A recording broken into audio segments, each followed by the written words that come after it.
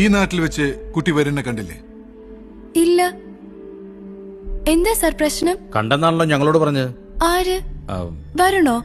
ആ അതെ. ഇല്ല സർ, വരുൺ നോണ പറയുന്നത്. ഈ കഴിഞ്ഞ 2-ാം തീയതി വരുൺ മോളുടെ വീട്ടിൽ വന്നിരുന്നു. എന്റെ വീട്ടിലോ? ഇല്ല. എന്നാണെന്നാ പറഞ്ഞ?